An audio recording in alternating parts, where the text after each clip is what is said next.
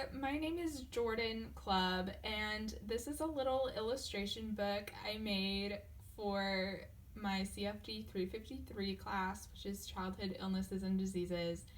And as I'm sure you can already tell, this little illustration book is over sickle cell anemia. So, getting to the basic and just beginning of this whole thing, what makes up healthy blood? So, healthy blood cells are essentially shaped like a donut.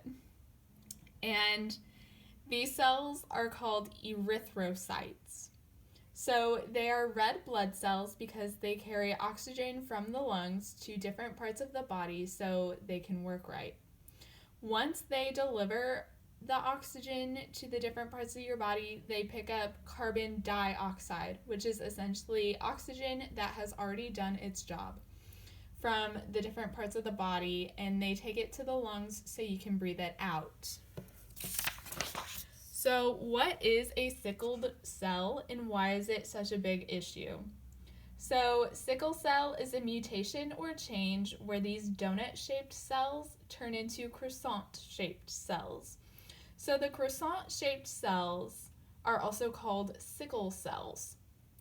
These sickled cells can stick together in tunnels, which are called veins, where your blood travels to the different parts of your body, blocking the normal blood from getting through.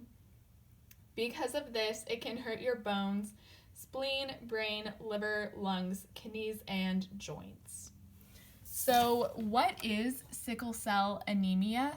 Just breaking down the term here. So, anemia simply means your body is not producing enough red blood cells, which are the donut-shaped cells. And the first part of this term, sickle cell, means that these croissant-shaped cells block veins and vessels from the normal blood being able to get through. So, how do I get sickle cell? So, it is a DNA-based disease, so you cannot give it to your friend like the flu. So, your body has DNA, which makes up who you are and what you look like. And someone's parents can either have the DNA for this gene, or they could have the DNA but not have it. This is called a carrier. Or they can simply not have the gene for this disease in general. So when someone gets this disease, both parents could have it, or both parents could be carriers. People who have sickle cell disease inherit two faulty hemoglobin genes called hemoglobin S, one from each parent.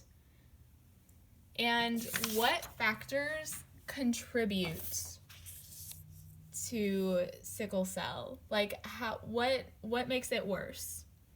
So remember, sickle cell is inherited disease. So these things don't cause it, but they can make it worse. And things include fever, dehydration, high altitude, which is like standing on top of a high mountain, extreme temperatures, being really, really hot or really, really cold, vomiting a lot, emotional distress, fatigue, being tired and sleepy all the time, high alcohol consumption, pregnancy, and excessive exercise. These things, again, do not cause sickle cell because sickle cell is inherited, but done excessively, these things can make it worse. So, what does treatment look like? How do I not make sickle cell worse? So, treatment includes medications, blood transfusions, and rarely includes stem cell or bone marrow transplant. These transplants are not done very often because of the big risks involved.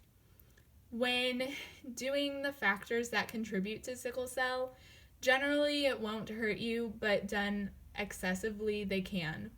And in general, they can hurt anyone when done excessively, but especially for those with sickle cell anemia.